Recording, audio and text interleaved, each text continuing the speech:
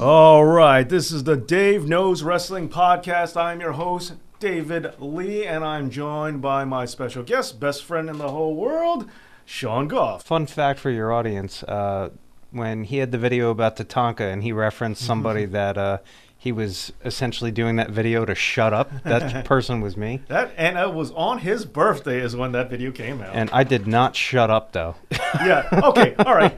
Let's go. I wasn't going to go here, but let's go. What is your thing with Tatanka? I like Tatanka. I'm just saying, what is your deal with him? Honestly, going full admission for the podcast here, I don't really have a thing. You just did undefeated streaks, and growing up, he was the first undefeated streak I ever saw. So I just viewed that as an important one, and some much less significant undefeated streaks got brought in. Well, it's not like I brought in Leaf Cassidy's undefeated streak. I didn't go that route. All right, so fine. All right, who would have been bumped for Tatanka? I guess Goldberg didn't count. No. Oh, don't get me wrong. It would, yeah. I'm not saying I'd bump anybody, but if you're going to do undefeated streaks, you got to mention Tatanka. I can always do another one. I could always do It's not the same. Sure it is. We need to at least, he could be the number one spot for, a follow-up. Okay. We'll do some research. We'll come up with some other noteworthy ones. And I'm not going to say nothing, but, it could have something to do with Tatanka's lack of accepting me on LinkedIn. That could have something to do with my judgment. That's a close thing to social network that you've really gotten connected to, and he denied your friendship there, huh? Yeah. If he just connected, if he was a link, then yeah. Oh, yeah. If he'd like Tatanka Central, he'd be, to quote KRS-One, he'd be 1, 2, 3, 4, and 5. Yeah, but a lot of the conversations that we had... He might have connected with me by now. I don't know. I don't check that thing ever. It was really just coincidental, though. There was also other topics that came up where I was like, well, Tatanka fits in for that. Like, I think it was like heel turns that seemed out of nowhere, a conversation that we had along those lines. I was like, well, Tatanka's felt pretty forced. Yeah, and then also guys who don't belong in factions, which is the video I actually placated to you and put him in there. Yeah. I'm just saying, in terms of odd faction members, like, I liked that turn. I mean, like, yeah, as I said, like, the turn was all there was to it, because once he was actually on the team, it's like, all right, this doesn't make any sense at all. But the swerve was pretty good. No, I'll give you that. I'm just saying that in terms of odd faction members, there are plenty. Like, as I said, like the Horsemen, you could do a whole list just on Horsemen alone that don't belong in the Horsemen. Yeah. You could do several lists on NWO members that had no business in the NWO. But I put that in just for you on your birthday. Oh, well, thanks, buddy.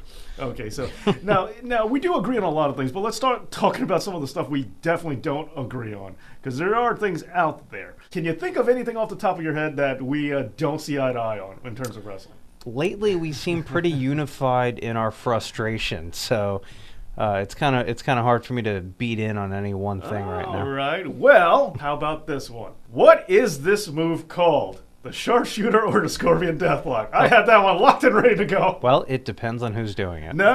Let's just say an indie wrestler is doing it right now. What would you call? And you don't hear any commentary. What would you say he's doing? That should be the scorpion deathlock, yeah. Why? Because that's the American version of the original name. And when Conan taught Brett the move, that's what he called it.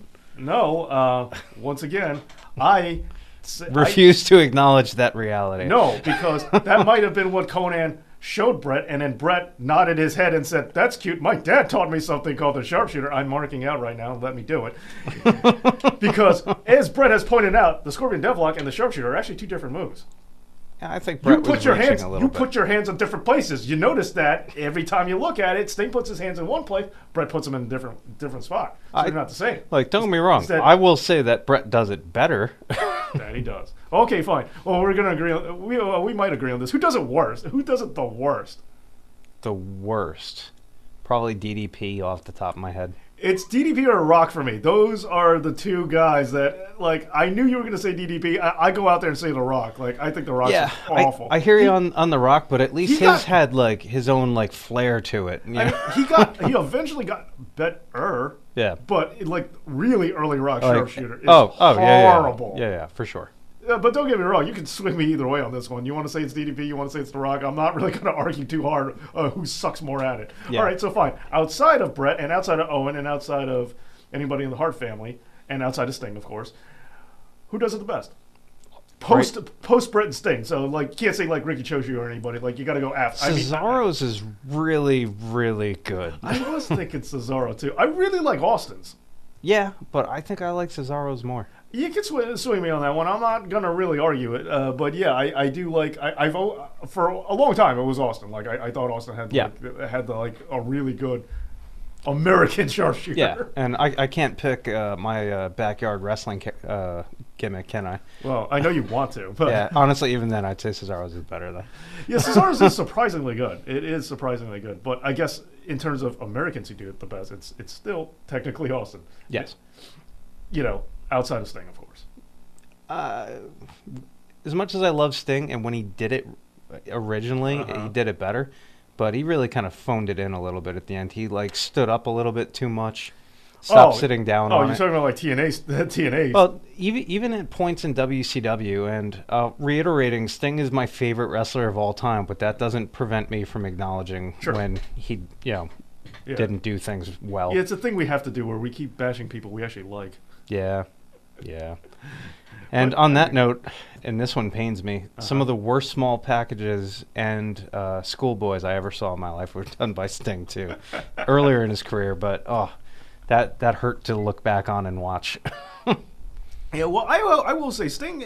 It's very strange to me how Sting started with his career as just a bodybuilder and then fell backwards into wrestling, because it doesn't seem like that would be true, because there are other people who wanted to be wrestlers that didn't pick it up as fast for some weird reason. Yeah, it's largely like a right place, right time type thing for him. Sure. I'll say that, timing is one thing, but I also think he does have an innately bizarre, background into it, or just a natural ability that just does not come easily to people. Like, he's definitely better at it than Sheamus. Yeah, and once he decided he was in, he went all in, and he was unwilling to settle for sucking. Yeah. Like, because he was not good when he started, and he continued to improve. And then at the end of his career, he's putting on, I thought, great matches, better than a lot of much younger guys are doing. It's a weird comparison, but in some way, I kind of see it like Trish Stratus. Sure, it's a weird comparison. She didn't. She's a natural athlete. She always wanted to be, very competitive, very athletic, very big into sports and all that. And yeah, she was terrible when she first began. And she was just supposed to be eye candy, and then she started wrestling, and she was terrible. Yeah. But then at a certain point, she's like, no, if I'm going to do this, I'm going to do this right. Now, fine. She is not as good as Sting. I'm not even close. No, but I do agree with the assessment, because I remember I used to turn off Trish Stratus matches. Yeah. And then one day I was like, what the hell is going on? That is fantastic. Yeah. Or that is good. That is good. Yeah. It's no Four Horsewomen by any stretch. Right. Yeah. And that's exactly where I'm at too. It's so I always appreciated people who have that tenacity, who decide they're going to, pick something up and try to do it, even better. Is that why you mentioned Sheamus? Because that was one point that one of our friends always brings up. That he loves how he keeps trying. See, I don't really assign to that. Like, are there improvements in Sheamus's game? Yes. I bring up Sheamus just because I don't know if it's true or not. I brought up Sheamus because of the rumor that he was just, another workout guy and just fell into wrestling. I don't know if that's true or not. Yeah, I have no idea. I actually don't think it's true because, and he's even acknowledged it too, like, people who's claimed that he's just Triple H's workout buddy, and that's just something that the internet fanboys say. I don't necessarily think it's true, but just because of the rumor alone, the association with it is how I came to that comparison with the two of them. But yeah, so John Cena, I think has improved. And then there are other guys that I think have reached that upper echelon and then continue to refine their game, which is something I've always appreciated too. I'd say doubling back on John Cena, he's done more than improve or refined his game. He's outright expanded his arsenal with moves that Cena from 5 years ago never even would have thought of doing. And you can make the argument that he doesn't do them great, but he does them pretty well, I think. The Cena Kinrana are like, in the beginning it was awful. Botch and a half, but he got better at it, and I kind of wish he would start doing it again. Yeah. I like that being added in his arsenal, and plus what I also like about Cena's. Now, one of the reasons why I'm a big Stone Cold fan, is from earlier in his career before he broke his neck, was because I like a guy who has a really weirdly eclectic moveset, like just moves that typically don't seem to go together. but somehow they work. And so, like, think about it. Like, Hurricane Rana, his springboard stunner. Okay, and then, the... FU? The FU. I keep wanting to call it that, or the attitude adjustment, whatever, all that. His version of the STF, I will fully acknowledge it's not an STF before you go off, because I know that's a big point of contention for you. Yeah, that bothers me. It bothers me too, but I don't... See, the thing is, I hate... Though every once in a while, he seems to do it right for like a second. Well, that's the thing. I hate that they call it STF. I didn't mind it when they called it the STFU. Yeah. Fine, because it's a different move. And... and the same thing with, the FU, it was not the F5. It was a variation, so both of them, like, he's fully conscious that he's not doing it that way. So I had no problem I'm not entirely sure that he's aware with the STF. He has to, because like you said, he does it right and every once in a Austin's while. outright told him that he's doing it wrong. Like, when he was on his podcast, he's like, can you cinch that up? That's my thing. He's been told enough. He knows. He's aware of it. He just doesn't do it that way. Maybe he just gets caught up in the moment. I don't know. No, Nikki's looked pretty mean, though. Yeah. Surprisingly. And, and I can't say I'm a fan of her ring work for the most part, No. but I think just as a little, this is how you're going to propose to me as part of this show, I think she just said, I'm going to one-up you on this one thing. I'm just saying that when it comes to, now, see, if you want to make the argument that you just don't like how he's just clamping his arms over your ears because that's stupid. Yes. Okay, fine. I have no problem with that. I'm just saying in terms of what the move is, I think it's intentional that he's doing different. But either way, my original point goes is that it is a very varied moveset. Like, there are a bunch of things that he has that don't typically go together in one dude. Like, and that's what I like. Yeah. And Austin, before his neck injury, he was similar to that. Especially if you look at the before his neck injury, he was amazing. Yeah, especially in the in his WCW days, like he had a little bit of he flew a little bit, like not like anything crazy or anything, but he left the mat a little bit. He was capable of jumping. Well, we talked about this years ago actually, but one of the reasons that I love Sting so much, and one of the reasons that Austin was so great, and I think Cena does this as well, is they're not relegated to one style. They can actually... I mean, sure, Austin became relegated later in his career. But they're capable of, doing chained, going to the sky, doing strength moves, which not a lot of wrestlers are capable of doing all of those, like Cesaro is. Yeah. And what's great about Cesaro is he's one of those rare people that's capable of doing these things really well across the board. Oh yeah, I'll definitely agree with Cesaro. Kurt Angle's another one who he's not as varied as Cesaro or and as weird as as weird as that might sound because I compared the two a lot, but he's not as much of a striker. He doesn't have as much of that going on in his repertoire. He's pretty varied. Jericho, another one who's like really varied out there. Yeah, especially when he was using the double powerbomb, which is a really and that was when we had tinier Jericho too. Yeah, and he used to do the gorilla press all the time too in WCW. Yeah, that was awesome. And that was his thing. Like, he had a really, really eclectic moveset, and I really liked that a lot. Yeah. And there's not a lot, and I don't think today there's a lot of wrestlers that have, a weirdly varied moveset. I mean, I don't know. Like, you look at another guy like Owens, he's pretty varied and unorthodox in a lot of ways too. I mean, the indie background is almost becoming its own style in a way. I think it officially is. Yeah. And I think it's there. We got to bring this up. So the Randy Orton tweet that got pulled really quick about how good call. every move indie match. Like, have you read the original tweet? I have not, but I really enjoyed the summary that you gave me. Yeah, it's if you don't know what I'm talking about, Randy Orton said that all indie matches look the same. It's handshake, strike exchange, move exchange. I don't remember the specifics off the top of my head, but dive. This is wrestling chant. Sloppy sequence, and he goes on and on, like, just really dissecting it, and it raised a few eyebrows for sure, and it should. Angered some people, and it seemed that most of the indie wrestlers out there though took it all in stride. They didn't really care. Well, the big thing. Well, I want to get the dive chant off. Like, when we were at Raw, I was totally trying to get that every time I saw a dive. I don't think it's. It didn't take yet. Yeah. It should. But maybe your subscribers will help to spread the love for this one. Yeah, when you go to a live event, treat dive. And okay, and I also got to give a quick shout out to Ollie Davis, Wrestle Talk News. He actually helped me out a lot in the beginning of this channel. He started doing. He was talking about Randy Orton's match on SmackDown, and he says, "Lock up." Lock up, headlock, rest maneuver, RKO from out of nowhere, finish. It's like, and the thing is, Randy Orton's for like all, a lot of wrestling tends to get formulaic in one company, like company to company, it almost tends for to sure. get formulaic. Or especially, or should I say, in division, because like in the early days in the '80s, the IC division versus the main event division, they had their formulas, but they were very different from each other. Yeah. But what I like about the indie style is that, yes, this is what fans want. Yes, this is what I want, and I do like it. Do I want it to be the same exact thing every time? No, but I do like the variation on it. And you can make your argument that they do some move exchanges that are a little too painful or a little unnecessary and dangerous. Fine, I know you're dealing with younger guys. Yeah. But where's the proof behind that? Well, don't get me wrong. I'm not necessarily saying it's right, but in a lot of cases, at that level and I'm not saying this is for everybody, but they're trying to, win the crowd over, build up to that point where they don't have to do this stuff anymore. I think a lot of the problem, though, runs into when you get a guy like Daniel Bryan who doesn't need to do these things anymore.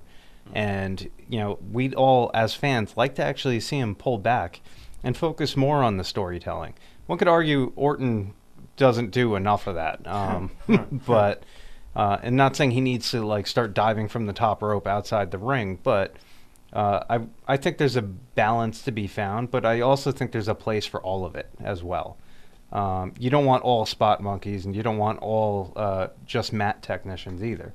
I think having a blend of different people on the roster and across the show is the more exciting way. I mean, I go into it, and once again, going back to the our childhoods with the Intercontinental title, because the Intercontinental title, not only was it different from the main event scene, but it was actually but it was different, and then the main event scene changed along with it. Like when Savage entered the main event scene, all of a sudden, the main event looked a little different than it used to. Now, granted, it was just, Hogan and Macho. Like, there wasn't really a lot in the main event scene outside of that. But either way, it changed a little bit. But in the Intercontinental division, you still had, when Macho was there, Ricky was there. And then, in the same level, you also had the Honky Tonk Man who, he's different. Yes. Yeah. Yes. All I'm saying is he's different. And he had his place. Right. I think it wouldn't have been the same without him for sure. And then you had Rick Rude. Love Rick Rude. Yeah, there's a similarity for sure, but I'm just pointing out that it held in value. There was a lot of different people in that Intercontinental division. Yeah, variation is key, and so if you want to critique the indie matches for being formulaic, fine. But if you're in a glass house and your style's formulaic too, you probably shouldn't be throwing bricks. Yeah. Also, though, I don't know for sure. I have no idea how often Randy Orton is buying a ticket to go to the local high school gym and watch an indie show. But that's a good something kind of tells me that his actual knowledge of indie wrestling may not be as robust as he thinks. Possibly, but... Because I've seen some pretty amazing indie shows, and it's not all just dive, this is wrestling chant, roll around, sloppy sequence. I've seen some really great stuff and some really great storytelling at indie shows. And I don't think he really thinks that's every single one of them. No, I think he was just trying to get a basic point across that he knows how the tricks are done too, and it's not like he's unaware of it. And he also acknowledged he was out drinking when he sent that. See, now I do love the dissecting of matches. Now I do, especially with, as you know from this channel, I love like overthinking, overanalyzing, really looking at wrestling from a different point of view. So I've been doing it our whole lives, so I'm glad you're able to do something with it. Right. So what I like about Orton's thing was that, right or wrong, it still shows that he is thinking about wrestling. And even though he's at his level where, he's definitely going to be a Hall of Famer one day, and he's definitely, been in the business for a great long time, and he's still looking at it and understanding and analyzing and using that ability to do something more than just idly sit on it. Yeah. No, that's true. So that's what I like. And, and one of the biggest things that are on that's on my channel is, people always want to know about styles of wrestling, and it's something that people never talk about, like, for whatever reason. People know there are different styles, but no one really talks about it or mentions it or really dissects it or anything like that. Well, what was the first time you actually thought about styles? Well, probably it's now I can't pinpoint the exact moment, but I do have a good inkling. It was probably Eddie Guerrero. Okay. I actually started earlier than you for a sure quote that I've told you 1,000 times. But go ahead, go for it. It was when Larry Zbyszko said the reason that this was during a high flyer versus a mat technician match, and he said the reason you'll always bet on the mat technician is because what goes up must come down. Yep. And that always stuck with me, and ever since that moment, I overanalyzed every match. Now, see, what amazes me, now, this is a real quick side note, what amazes me is that I think you'll acknowledge that Larry Zbyszko is not a good commentator, but somehow you do like a lot of things he said. Yeah, no, he's not a good commentator. Yeah, you're aware of it. You just really wish someone else had that script. Yeah, it's if we could have taken Corey Graves and sent him back in time, that would have been amazing. Okay, but to continue the point, the reason why I say Eddie Guerrero was because when I really started thinking about styles, like because when Eddie and Dean, Eddie, Dean, Benoit, that whole trio, I really liked them a lot. But what was fascinating to me about Dean was Eddie, and what made me think about it was I had it in my head that luchadors wear masks. If you come from Mexico, you wear a mask, and that's it. And then you got somehow Eddie. I knew that you had that in your head. Right. Well, of course. You were there. So the thing about Eddie was he wasn't wearing a mask. Now, yeah, okay, fine. They were super crazy, and there were other guys out there. But Eddie was a guy who wrestled, and it wasn't just a lack of the mask.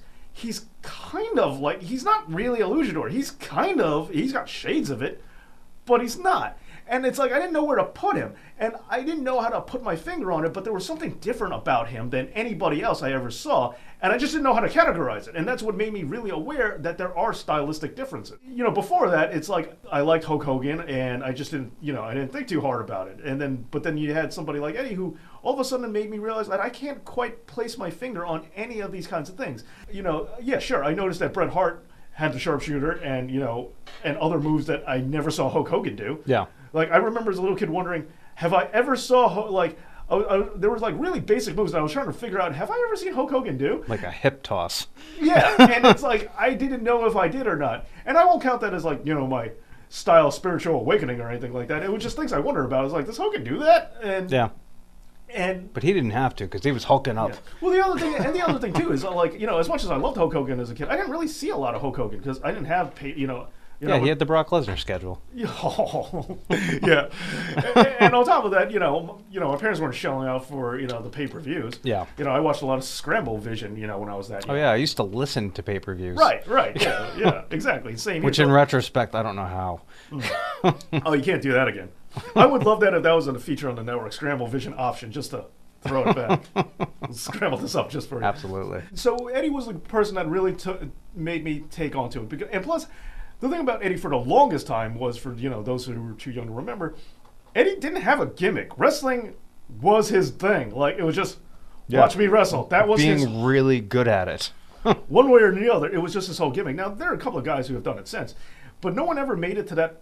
I would say did well with it, because. Dean Malenko, fine, he was a great wrestler, but they pitched him as the Iceman. He was, had no... The man of 1,000 holes. Yeah, no, he had, Eddie really had no gimmick. It was like, he comes from the Guerrero family.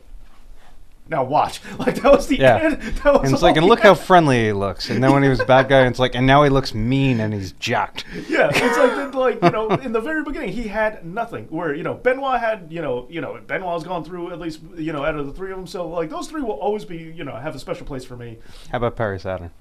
No, not as much. I'm not Saturn doesn't. I do like Saturn, but I hear he's not on that. He's not a radical. He would just happen to jump ship at the same time. Yeah. Now, see, the thing about Saturn I like though, Saturn is one of the perennial tag team dudes for me. Yes. Because I think the Eliminators don't get nearly enough credit because they're probably my third favorite tag team of all time. They're in my top 10 for sure. Probably top 5, but I would put them as probably number 3. Really? You could talk me out of this pretty quick, though. I'm just surprised. 1 and 2 is firm. Yeah. After that, it's a dice roll.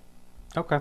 But Eliminators stand pretty strong. I'm assuming Dudley's an LOD? Yeah, but here's the thing. Now, my little kid brain is a big part, or my adolescent brain is a big factor in this, because a big factor of these 3 is having a tag team finisher. Because at that time, that was not, super common. So if you had a tag team finisher, that skyrocketed you towards the top of the list. Yeah. So LOD had one. The Dudleys had one. And then, Total Elimination, the Eliminators had one. Yeah, so that looked painful, too. Oh, yeah. Oof. Joe Gertner's still wearing a neck brace, so yeah. That's true. So I'm just... Damn near killed him. So I'm just saying it's not much. So if you want to... it pains me to say, because in time, don't get me wrong, there's a real good chance I'm going to say the Revival and DIY. There's a good chance in time, if they keep on the trajectory, I might, no one gets hurt. Yeah. Yeah, I might wind up switching them out because I really like those tag teams a lot. Yeah. No, I've been impressed by everything I've seen from both those teams. Even though I understood why, I really hated how they lost the belts, or weren't able to win the belts, I should say, at the last show. I still love that match so much. No, the storytelling was off the charts, but I'm just not a fan of how it played out in the end. But it was... I know. It had to go that way, too, so, I mean... And the thing was, after that finisher exchange, nothing else mattered to me. I was so happy. I'm like, I don't even care what happens at the end of this match. Yeah. I don't care. What's that, the Authors of Pain? Is that their name? I'm trying to... The champs, the Authors of Pain. But when I can't get behind it. Yeah, it. but when the Revival and DIY switched up partners to do each other's finishers, I lost my mind. It was one of the coolest things I've ever seen in my entire life. Yeah, that match really blew my mind. And just the sheer storytelling part of it, where how they were able to take down the Authors of Pain while working together, but as soon as they turned on each other, came undone. Like, that's how it's done. And it was great wrestling and great storytelling, and it really worked to put another tag team over that sucked. Yeah. Or sucked. It took both teams to carry those guys, but they still carried them. So. Yeah. But in essence, that is what wrestling should be. Because it accomplished tons of major... you know what? It's what a triple threat or a three-way dance should be. You have someone who doesn't really belong there, and the other two people are going to cover this up pretty well. Yeah. That's what a good triple threat should be, instead of, one guy wrestles on the outside while the other two... that doubles back to those pet peeves. Oh, yeah. That's definitely one of them. Full circle. I got tons of them. Okay. Well, we're running short on time, so we got to close this up. So do you have any pet peeves that you want to talk about right now? No, I'm gonna hand this one over to you. I think you're much better at complaining than I am. I am much better at complaining than you are, and I'm glad that you finally acknowledged it. But at the same time, I'm really annoyed it took you this long. Pet peeve. All right. It's a small thing. It's not a big nuisance, but I really don't like thigh slapping for super. First of all, super kicks overused. Second off, thigh slappage. Yeah, no, I'll give you that one. Although, what I am okay with is if it's covered up well and the camera actually works for it, because I don't really mind the sound. I think that works pretty well. I hate bad camera. No, well, I like the sound, but the guy taking the move, what I think you have two options. One, you get those Tajiri pants, which make noise. Well, I almost brought that up, but wasn't the same thing, so I couldn't use it as a defense. And as you said, Tajiri hit it well. Like, Tajiri was also able to, do it in a way that you didn't necessarily notice. Mm-hmm. Number two, your other option is the guy taking the move is supposed to clap his hand on the foot as it comes in. Yeah. So the guy taking it is supposed to make the noise for you. That's what I think. So. I'm just saying there's a combination of ways around the blatant thigh slapping. And if you're not wearing pants and you're just relying on bare skin, that's even worse, I think.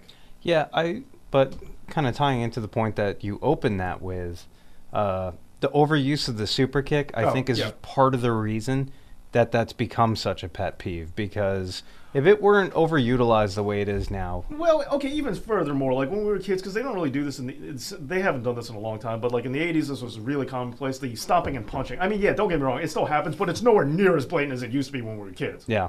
So like the stomping and punching, it's the same thing. I don't like it because I can see the guy's foot. Now, I think the camera has gotten better where they just don't show the guy from below the waist. Yeah. But and the punching, you don't really have a lot of weight. I mean, one, open your fist, which is it's a rule I know. You mean like the rock punch where the opens into the slap, or no? I mean just like like if you're just listening to this, because gotcha. Shouldn't do that with the mic, but yeah, if you're just keeping it open, like keeping you have a fist, but it's open, that little cup of air helps to calm that. See, this is loaded for me because number one. They have microphones in the rings now. It's not, people say, well, the audience is larger, so it's harder for them to hear. I'm like, well, they got microphones in the rings now, so what's your point? When the crowd was much smaller, fine. But, so that column of air, helps. Number two, on top of that, the stomping is just so stupid looking. Like, he looks like an idiot when he's stomping and punching. There have been guys who have been able to do it well. I'm not going to say that haven't. Yeah. But the other thing is, on the inside, like it does depend on the camera, but there have been some guys who have been able to punch and clap their chest at the same time and use that, Yeah, I don't think it's entirely necessary anymore, though. Yeah. Because like I said, there are mics in the ring now, so what's the problem? Yeah, there's mics in the ring, plus, like, I'm okay with just seeing it. I don't need to hear the pop. And I think that works. And if the punch looks effective, that's really going to be enough. We get it. We watch a boxing match. We don't hear every time the boxer connects. Oh, yeah, that's a good point. So, I mean, I'm okay with not hearing it personally. Yeah. Just concentrate on making it look good. And I'm also, and I'm also of the mindset that I think there are probably too much punches as is. Well, it's 90% of some main eventers' repertoire. So. Oh, and I also don't like that. Like, speaking of the closed fist thing, though, real quick, I know I know you're a very big stickler for that rule, especially since the no closed fist. Yeah. Well, if there's no rules, everyone just goes crazy. My thing is, I like it as a rule to make noise, but I don't want them acknowledging it on air. I don't want them, breaking, like, they're not breaking kayfabe, but it's like, oh, this is wrestling, so you have to have an open fist to explain why wrestlers are punching with an open fist. I'd rather they just not acknowledge it. Because if they didn't mention it, I never would have noticed. I don't need the announcers to do it, but I actually want to see. I like when the ref gets in there and just shakes his finger and shows the closed fist. Make it look like he's there, doing a job. Like, I enjoy that. Well, I'm not saying start disqualifying people for getting thrown over the top rope again or using a knee drop, but do have some structure. All right. Fair enough. Okay, well, this has been the Dave Knows Wrestling Podcast. Thank you so much for listening. This has been your host, David Lee, and my special guest, Sean. Thank you, YouTube. Thank you. All right. So thank you so much for listening, and we'll see you next time.